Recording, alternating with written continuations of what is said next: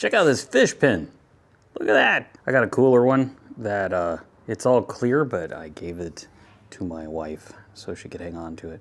But what if we, when these are no longer useful, epoxy this, see if we can make a bait out of it. That just seems like a neat idea. We've got all the major seams glassed, and we're starting to epoxy in the frame here.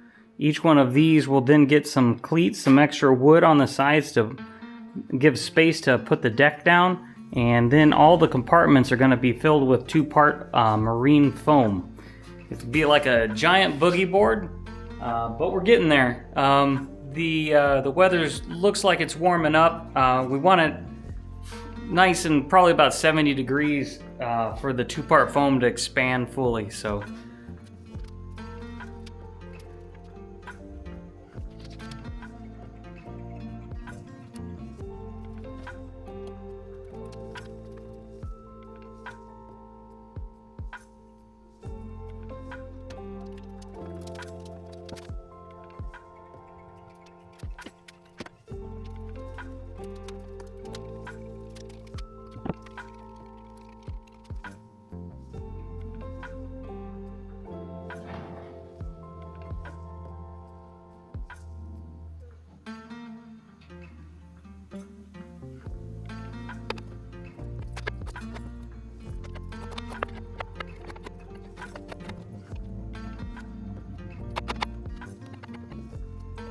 Where are we at right now? Well, we're at the point that I'm putting cleats in the boat.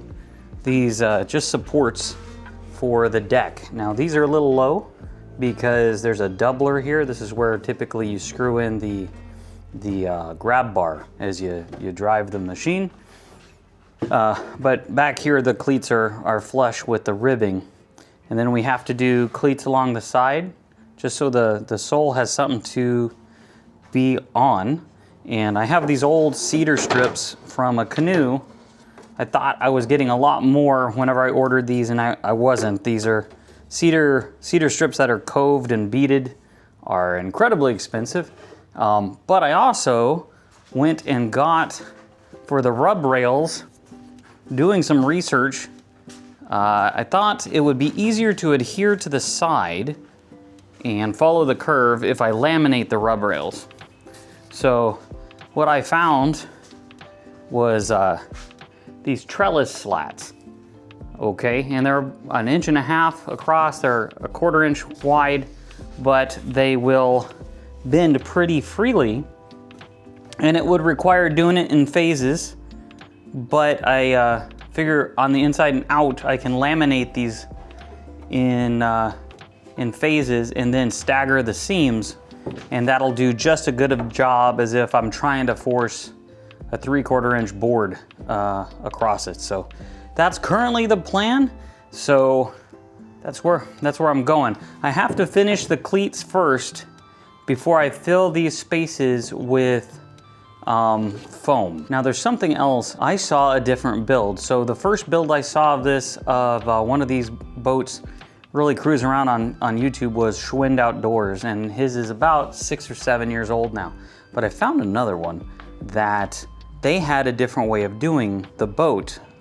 There is a bow eye. It's an actual metal, like kind of like a U-bolt, like a D-ring almost, and it goes through the bow up here at kind of a downward angle. So it'll come out here, this eye. But I saw somebody basically drill a hole through here with PVC, and it was epoxied in, and they just ran a rope through it. So I was thinking that seemed like a cooler idea. I liked the way it looked. It seemed like it was secure enough. Obviously you're gonna tie down the boat to the trailer anyway as you're going. So I might do that. The other thing that they did is, instead of putting a compartment here in this front section, I think they just foamed this, and over here they built a little space for a hatch for like dry storage.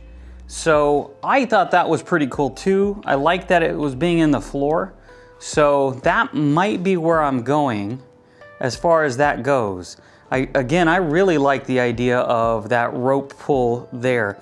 This boat is gonna be pretty light. I think it caps out at like 125 pounds, maybe 150 pounds. So it's not the heaviest boat in the world. And he was actually even pulling it at a boat show, but I really liked it. I thought it was a cool boat. So this is kinda aiming to go that way. So up next though, I gotta finish the cleats, gonna finish gluing them all on, and then I'll dry fit the sole. And I think the sole will have to go in before the rails are put on, like the inner rub rail. I don't know, we'll find out. Okay.